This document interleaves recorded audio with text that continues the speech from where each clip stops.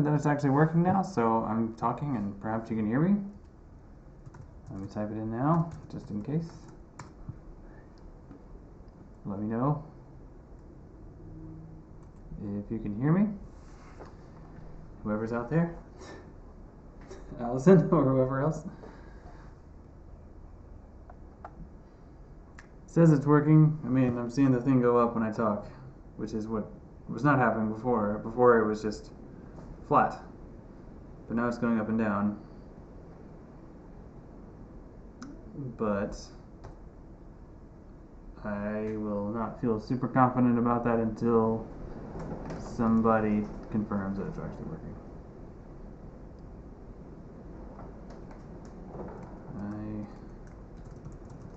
Audio issues that might be fixed now. Can anyone hear me? Oh, it is working. Okay, great. All right, hi.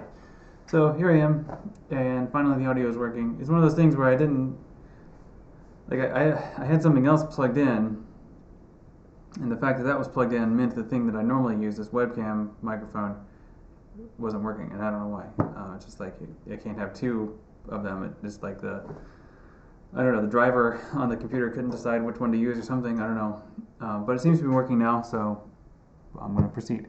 So I guess you couldn't hear my basic introduction to today's stream. I'm going to be talking through the idea of plotting stylometric information. So the idea is that we're going to figure out a stylometric analysis of some documents, and then for each of those documents within that set, we're going to have some numbers, and then we're going to use those numbers to plot how those documents relate to each other in a two-dimensional space. And so the two-dimensional space is a representation of how those documents are different and the same, and so similar documents should appear near each other, and really different ones should appear away from the center or far away from everyone else.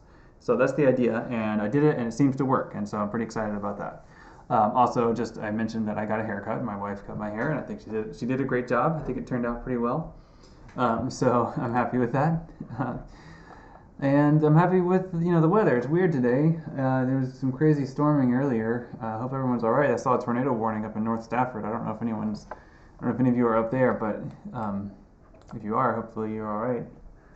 But yeah, totally blue sky right now. Like I can barely see any clouds. It's crazy.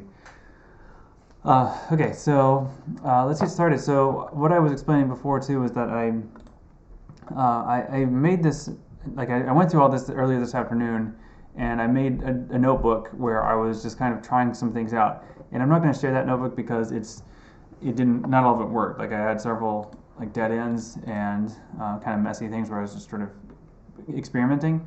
But I will share with you this one because I will build this into a working example. So let me get the shareable link. Anybody can comment. And you're welcome to, as always, copy this and make it your own to build your analysis around it. I'm specifically thinking of Allison's question of looking at a set of documents and trying to determine which are most like each other, and the J.K. Rowling versus fan fiction example. So I've got a scenario that's kind of similar. So you should be able to adapt it to your situation.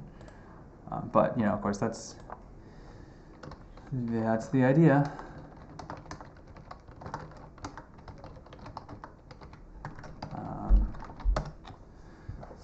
So here we go.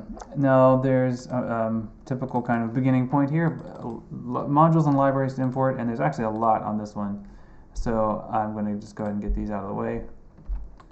And it's jumping around upstairs. So some of these I think I might not actually need, but several of them I do. All this sklearn stuff, scikit-learn, those are going to do the heavy lifting in terms of the math that's going on here. So I'm going to import them and let them do that math work. Also, I'm going to need to mount my drive. And this is going to be using the same Chesterton folder. So it's called Chesterton, but it has Chesterton and a bunch of other things. It's 108 documents, 21 of which are by G.K. Chesterton. And my scenario here is that using this analysis, we should find that the signature for Chesterton tends to plot those near each other. So like they should all show up together, and then documents by other people should be, more or less far away from that cluster of Chelsea works. So in Alice's case, you would expect J.K. Rowling's works to cluster, and then like the original Harry Potter books, and then fan fiction of them would be more or less near those. And your hypothesis is that the nearer one of your fan fiction documents is to J.K. Rowling's writing style, the better it's going to be received in the community. And so you're going to have some opportunity for really interesting cross-referencing to find out if that's true or not. So let's see. I ended up not doing any general purpose functions just because I was just building it as I went. But what I am doing here is based on the TF-IDF stuff I did a while ago, the TF-IDF tutorial that I think Hannah was interested in, but I went through that one, and I'm using, the start of this is actually the same as that document. So building the TF-IDF data. So this is, the idea of the TF-IDF is that you have, for each document, a term frequency, or like a list of all of the terms and how frequently those terms show up in that document. And then you have, in the bigger data set, you have the idea that those terms should show up at a certain rate. And so what we're ending up with is a list of how characteristic a particular document is within that set per each term. So each of the terms that we use, we could think of as a feature, and then each of those features is going to tell us how typical is this document, and with respect to that particular word. And so by looking at a whole bunch of words, we can get a pretty specific signature for a particular author. This step, I don't know, when I did this step earlier, first time I did it took just a couple seconds, and I did it again, it never finished, and then I restarted it, and it worked fine. I don't know why this is taking a while, so let me just kill this and try again. It'll let me kill it. Yeah, let's see. This really shouldn't take that long. This is just reading in all the documents and then making a big list of their contents. I mean, it would take a long time for me to do it, but it shouldn't take a computer very long to do that. Just reading in it all. It might be just kind of building up. I'm going to restart the runtime. I think this runtime, I think sometimes when you connect to a runtime on Google Colab, sometimes you get a good one, and sometimes you get one that's already full of other people. And if that's what I was reading about. And if you get one that's already kind of full, then you might not get good results or performance. So I think this might improve it just by starting it over again. We'll see. Hi. Hi. This game was mine. Okay.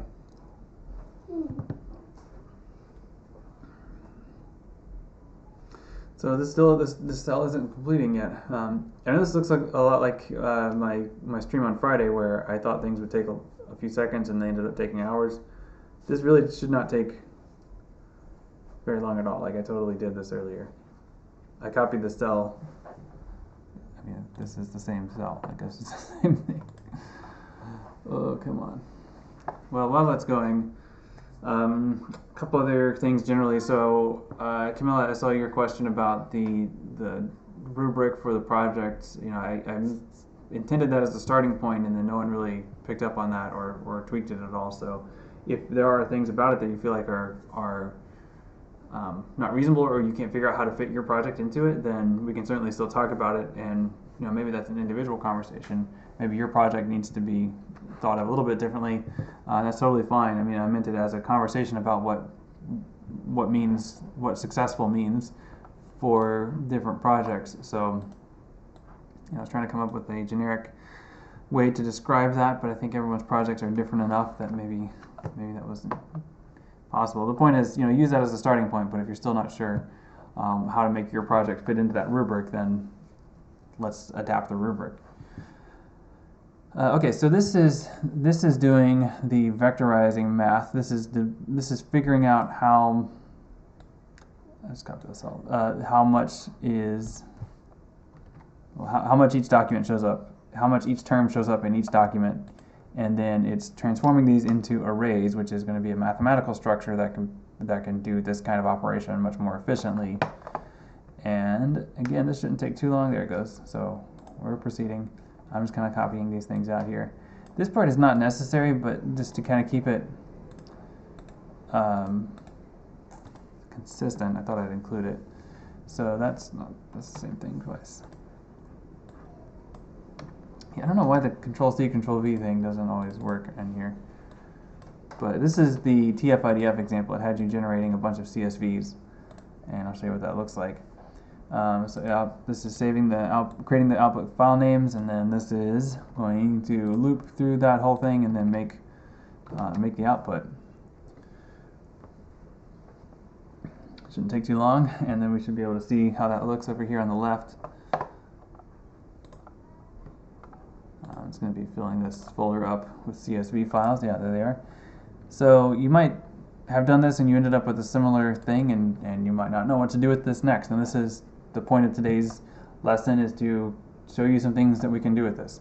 So this is what our information looks like right now. We have a whole bunch of terms, I think 240,000 terms, and you could probably limit that. I don't know if there's a way to determine that, but in any case, this shows us that the term Alice, which is obviously the character's name Alice, shows up here a lot because this score is high. Like these scores aren't like counting anything. These are counting a relative frequency and I guess cross-referencing that across every other document. So this isn't like a raw count or anything, but this shows up that like if we're looking at all these books and we see the word Alice in it, there's a pretty good chance that it's this book, that is Alice's Adventures in Wonderland. Likewise, Hatter, Turtle, Dormouse. These are, like if you've read the book, you know that these are the names of proper names of characters. So these are perhaps not surprising that these show up. You know, I was going to say, I thought, I can't remember if this is including stop words or not, but I kind of want them to. Let me see if we have stop words in here. Do we have stop words? I just want the. Can I do this? I'm just using the Google Notebook CSV Explorer thing. I do want to have stop words in this because that's going to give me a more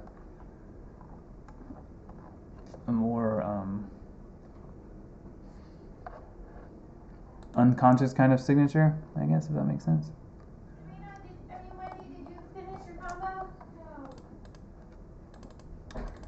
I don't see it, so that's interesting. So that, I mean, it could be in here. It's a very long list, so it might be too hard to see it. Let me see if I can. What if I download this? So I'm interested in stop words, and I told the vectorizer no. I think I told the vectorizer not to eliminate stop words, but maybe I told it wrong. Yeah, see, I'm saying stop words none. Like earlier when we did this, it says stop words English to exclude the normal stop words in English, but in this case I'm telling it none, which is what I want. But I don't know if it followed my directions or not. So I'm going to open this up in different. I'm opening this up in Spreadsheet Editor in LibreOffice Calc, which is the Linux equivalent to Microsoft Excel. I'm just looking for the word "the," which is one of the stop words.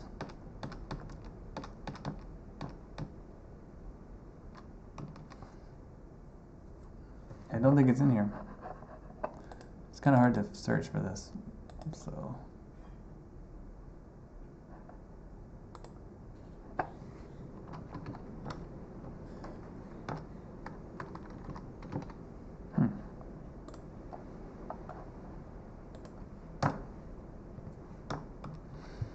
Keep finding words that include "the" in it, but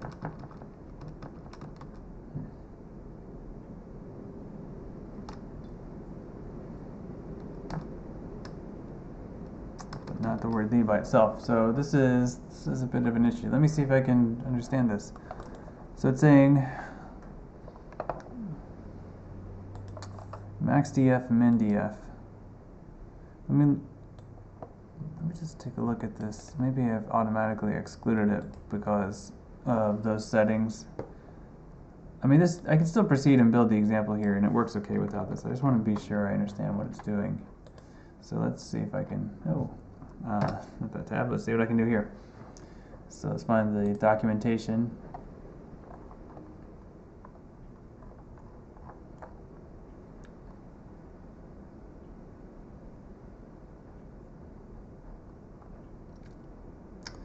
So df, max float is in a range, and if it's 1, yeah, that's what's going on here. So if it's 1,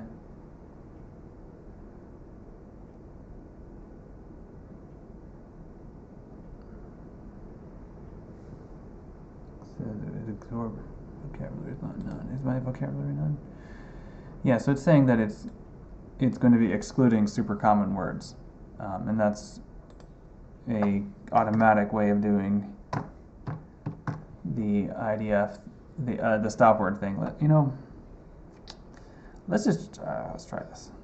I don't know if it'll take that much more time or memory. It's gonna include a lot more words. But if I've set this up right, it should work okay. Yeah, okay, that worked fine. So let's see. Then let's see if these are. I mean, these are going to end up being much larger CSV files. Again, we don't need these, but they let us get a glimpse of our data to make sure that it's doing what we think it is. It is super windy. I'm sure you can hear it on the microphone. It's very noisy in this particular room because of all the windows I have here. Okay, so that seems to have completed. Let's see if what I'm expecting here is going to be a much longer file. Yeah, okay, there we go. So now we have the. Alright, great. So and it actually is the most common term, or the most weighted term. That's interesting too. So I don't know. Now that we know that I did this earlier with different settings, if I get really different results, then I can always go back to these settings and see if that makes a difference. But okay, now that's the TF-IDF part. Now let's see if we can PCA these. So PCA is a statistical regression method. I think this is the part where I'm a little bit lost because we're getting into statistics, but this is where we're going to take a whole bunch of numbers and try to condense them into 2 numbers. And this is convenient because we're going to get 2 numbers for each of these CSVs. So the CSV is, maybe, I don't know, it's going to be quite long. And I can see how long they are here. If I check this is going to tell us how many words we have scores for. And let's see how long this list is. Okay, not as long as I thought. 26,598. So that's shorter than it was. That's shorter than it was before. Why is that shorter? I'm not too worried about it, but yeah, before it's 200. Before it's 24,000. Now it's 26,000. Okay, yeah, it is longer. Anyway, so that's how many numbers we have for each of these books, and we're going to convert. If this works the way I think it does, then it's going to take those 26,000 numbers and turn them into 2 numbers. But it's going to do it in a consistent way, so that each book that XY is still a unique XY for each of these, and it should work. At least it worked earlier, so let's see. Let's see how it goes.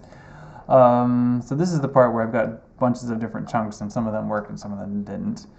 So this was a dead end. I tried to reuse the vectorized object, that also didn't work. But let's do this. Let me kind of copy this in here, and I'll kind of adapt this as I go. So let's try to add each file's info into a big matrix. The matrix is like a table, basically. So one of the concepts I'm using here is I'm using this library called pandas, which let you do something that it calls data frames, or I guess data frames. I don't know. I'm never sure how to pronounce that. But these are like spreadsheets, so they're tables of structured data that you can use over and over again, and it's a convenient way to deal with very large lists and list of lists, which is what I have here. I have a list of lists. So I'm trying to, work with that, and a pandas data frame makes that a lot more efficient. So I am using a dictionary here too, which is not super efficient, but it let me kind of understand how to work with it in a way that was useful. So let's get some code in here. Try this out. So I'm making this thing called Big Dictionary. I'm globbing in all the CSV files that I just created, and then for each of those files, I'm going to read them in, and I'm going to do a little bit of rearranging on them, but put them into a dictionary such that each word in my vectorizer has an entry in this dictionary, and then for each of those entries, I have a list of the scores for each book. I think that's what I did. Let me see if this makes sense. So vectorizer get feature names, that's going to be a list of all the words that each book has a score for, and then I'm going to be adding that into this big dictionary, which is going to have columns named after each book. So let's see. And then I should be able to print this df value and see if it looks like what I think it does, what I think it should.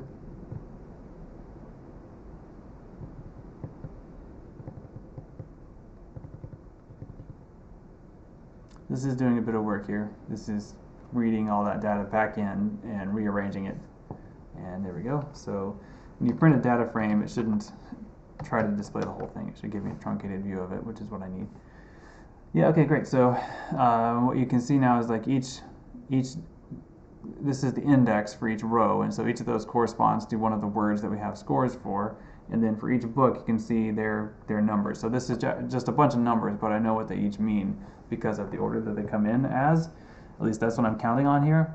So hopefully that order stays consistent across these. As I was building this, I realized that was possibly a weakness of this approach, but I think that could be double checked for. So I don't know. So this is going to do a little bit of work here with NumPy to rearrange this into something that will actually work a little bit better. I'm working towards that, Allison. I'm getting there. That's the last step of this here. So that's what I'm working towards. So this is, I need to convert this into a NumPy array, and then that's what PCA is going to expect. So let me do this. An array is a specific type of document here, so convert that matrix into a NumPy array. Initialize the principal component analysis object, which is that, and then fit the data with PCA. So Allison, the reason we can't graph it yet is that we have too many numbers to graph. There's no way to put this into a two-dimensional plane at all. Like this is essentially a 26,598 dimensional plane, and that's not possible to look at, much less imagine. So this is going to, for this to be a graph, we have to flatten this into two dimensions, which is what this is doing here. And the math of this is being handled by this PCA thing. So that's what we're doing. I'm working toward, I'll just answer you here in Discord too. So we have to flatten it down first. Okay, so that's what we're doing. So we did just do that here, I think. Now let's see. Then I'm going to apply a transformation to this, which again I totally don't. Oh yeah, there's Devo. Nice. Okay, and then this is somehow transforming these back into numbers. I don't totally get what this does. This is just this is copying some code that I wrote a couple years ago now, and so I'm kind of trying to remember what I did with this. So now that we've done this, final is now a list of rounded x, y values. So we can actually look at final and see if this is going to work.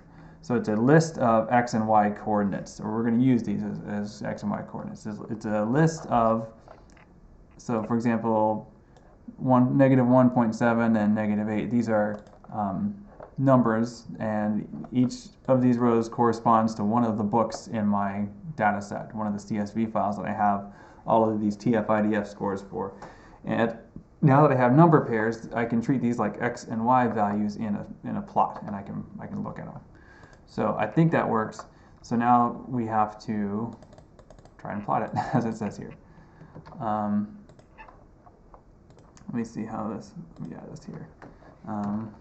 Now it's time for a graph.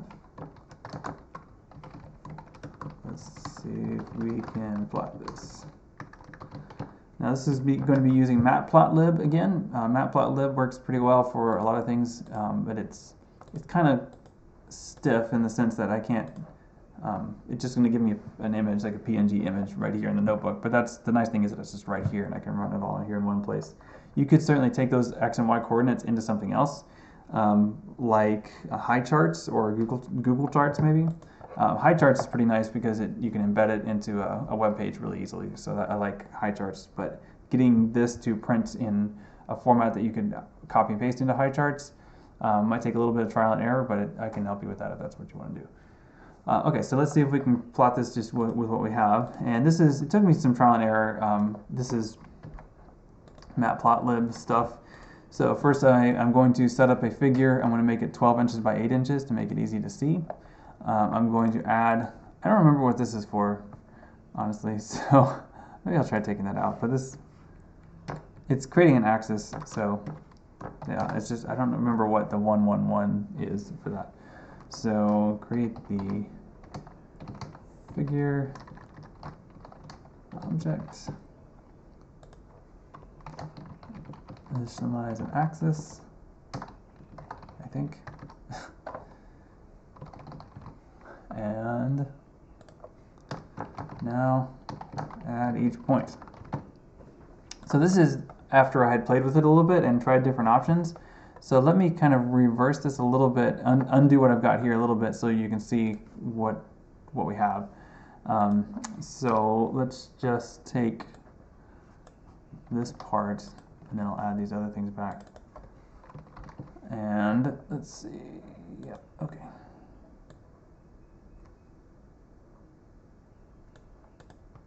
I want to keep that.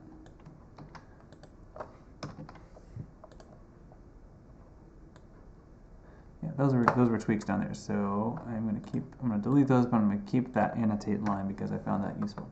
So this should give me a graph, and let's look at this. So x, I'm going to call x and y those pairs that I was looking at when I printed out. Let me get this one back here.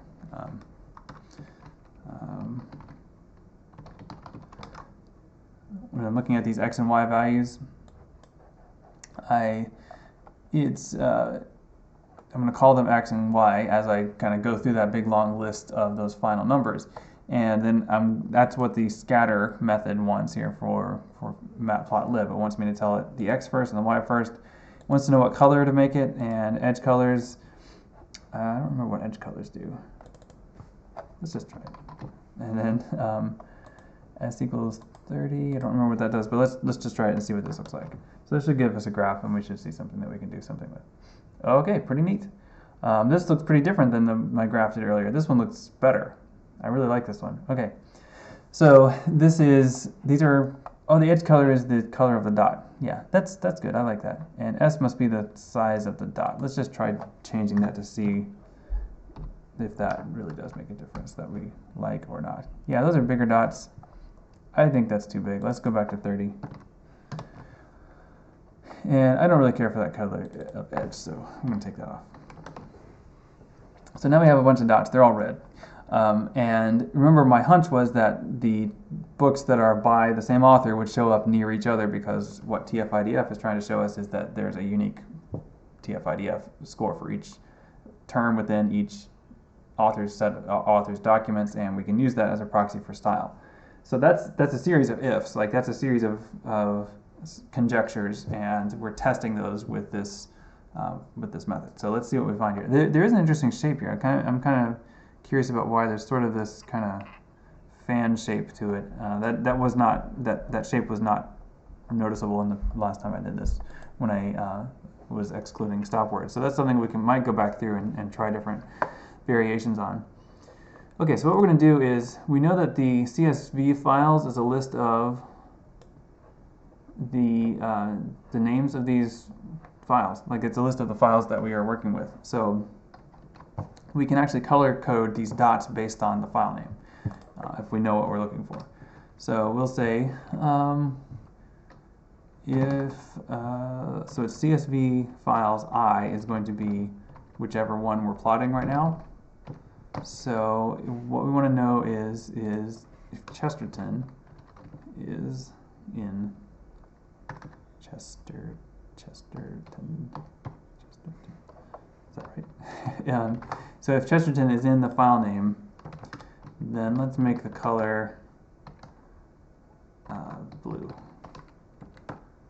We'll say, and I'm creating a variable here called color, which I'll have to make sure I include in my scatter momentarily. So everyone else is red. So we'll change this to now that color variable, whatever it ends up being. And so what we should see is, I really hope this works, but we should see the blue dots for Chesterton, and hopefully they're near each other. Okay. Yeah. They are near each other. They're not as tightly packed as I hoped. So that's something, but when I did this before, they were a lot more tightly packed, and that could be because that earlier version was putting more weight on proper names. So of course they're going to be tightly packed with each other. So yeah, that's interesting. That's something. I mean, they're definitely closer to each other than like the ones way out here. So that's something. So Allison, in your case, what I would recommend is like color code your different types. So color code your J.K. Rowling books, color code the high scoring fan fictions, colors code, and then so three or four. I forget how many different labels you have, but you've got your J.K. Rowling books, you've got good fan fiction or high scoring fan fiction, and then you've got bad fan fiction. You've got actually a whole bunch of different parameters you could color code for, and then try different presentations of it to show to see kind of where they end up clustering. Yeah, this is interesting. So now the way I've got this here, you can't see what they actually are, and this is going to get kind of hard to read. So that's why I didn't do it first. But you can actually label these using this annotate function, and this code here just says to take whatever that file name is and then stick it right next to the dot at the x and y coordinates. So you'll see that when this runs, it's going to get kind of hard to read. I could do. I mean, I guess I could shorten those, but one thing that you can do is kind of zoom in. Essentially, this particular document, like you can't actually zoom in. Something like high charts you can, but what we can do to kind of approximate that is sort of create a range here. So let's say we're only going to proceed, like we're going to put all this inside of an if loop here, or an if conditional, and we'll say if we can set up a range. So let's say that if x is less than, let's just chop out those out. Let's see how this looks. And it's less than 3,000, and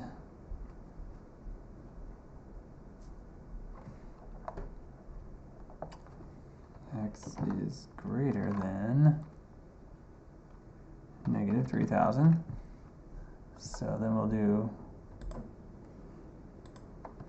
let's just keep going. And y is, looks like y is never, well, what is y? I can't tell. Y is on a scale of 10,000 there. So let's just say y is greater than negative, it's hard to tell where that goes, but let's just say 10,000 for now, and then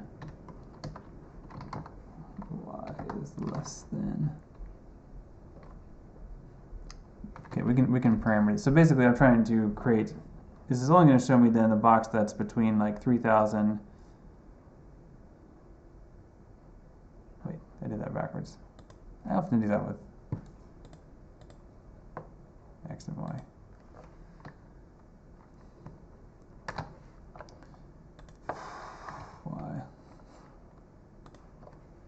Why do I get y backwards?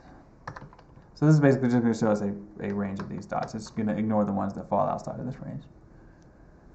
So we can start to see like this still includes most of these, and we can still see that the Chesterton ones are pretty well clumping in here. We can turn off the labeling, or we could always kind of shorten the labels too. But there's quite a lot of things down here in this area, which is pretty interesting. So I'm kind of curious why there's this clump on the left. Like, what do those have in common with each other.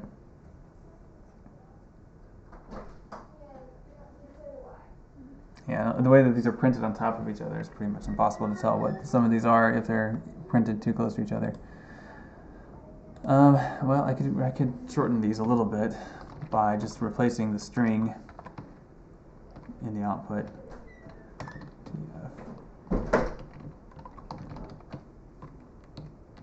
So this is just going to trim out that folder text on the label names. So you can kind of see, like, I don't know if you can see, but right here in the middle we've got Hound of Baskervilles and Study in Scarlet, both by Arthur Conan Doyle. So that's a good sign again that they're clumping together, that they're relatively near each other.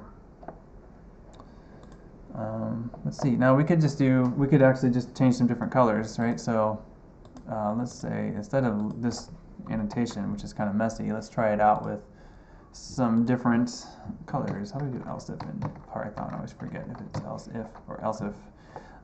Let's just do Doyle in CSV files I.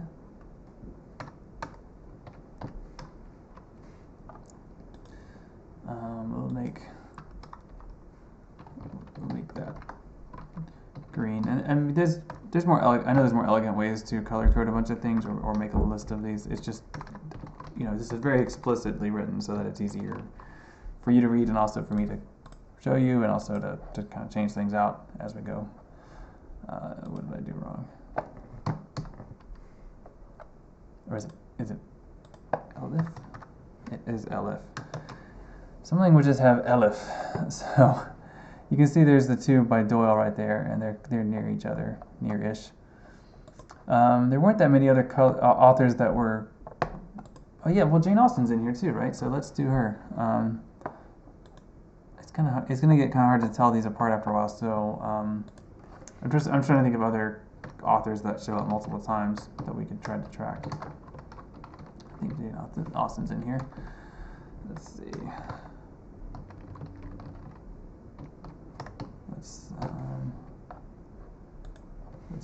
What color should we make her? Let's make her yellow. When you think about colors too, once you get past 3 or 4 colors of dots, it's really kind of useless. So you don't want to be too clever with this. So what yellow? I don't see any yellow dots. I do have yellow. She's in here though, right? Yeah, we've got 2 by her, 3 by her. So maybe she is outside of our zoomed in range. I don't see any yellow dots, so let's just turn off this range for a second.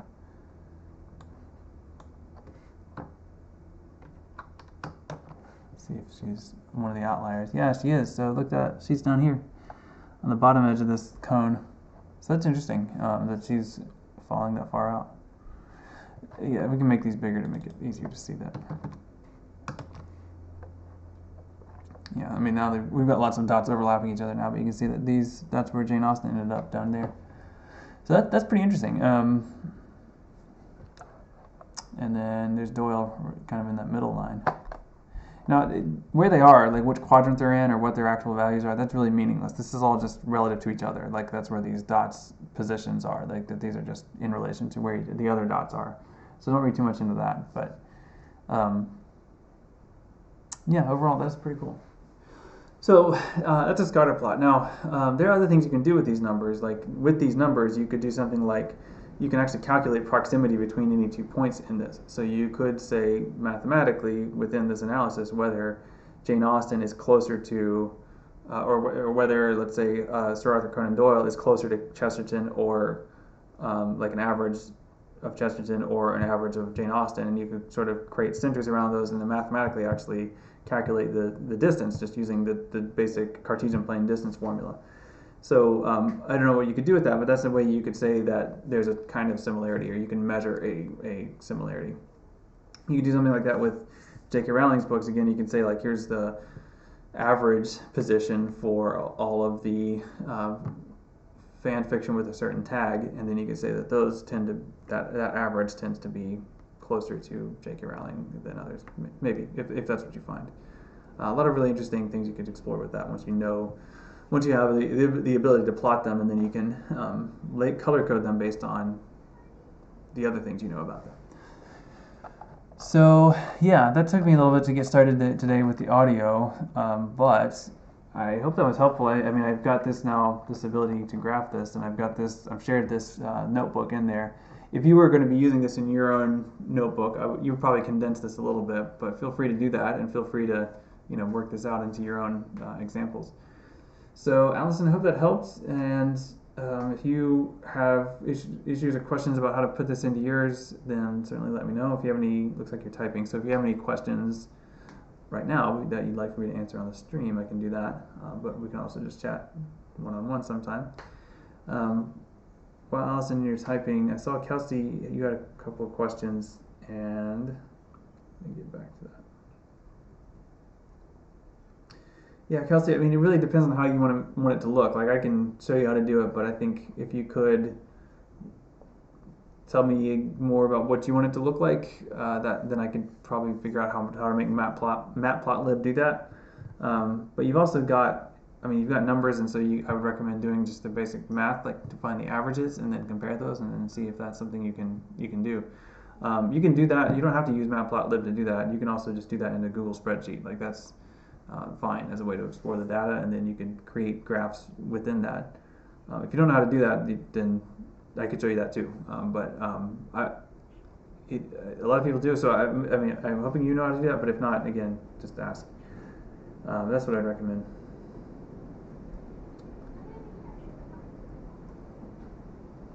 So Allison is asking a good question, like,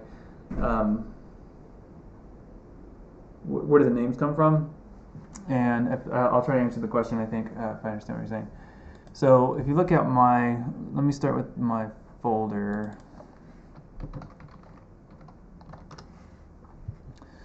So this is, that's something up there too, but this is the folder of text documents that I'm scanning when I run this code. So I've named these such that the author's name appears in the file name. So Allison, in your case, you might want to name your files in such a way that the different parameters show up in the file name. It's a rough way to do it, but it works. So maybe that's good enough. But you can see, like, the Chesterton ones are all named Chesterton _ whatever. But then for the 3 Austen books I have, it's Austen, Emma, Austen Pride, and Austen Sensibility. So what I'm doing in this color coding part is I'm looking in the file name and saying, is Chesterton in the file name? If so, then draw the dot in blue. Is Doyle in the file name? If so, then draw the dot in green. Is Austen in the file name? Then draw the dot yellow. And otherwise, just draw the dot red. And it's going to draw this, because each of this is a for loop, but it's looping through, each loop it runs through is a dot. So it's drawing it one dot at a time. So in your case, I'd recommend be thoughtful about how you name the files that you're processing, and if you've done that consistently, then you can write your code that will look for that label or look for that whatever the text is in the file name, and then draw it that way.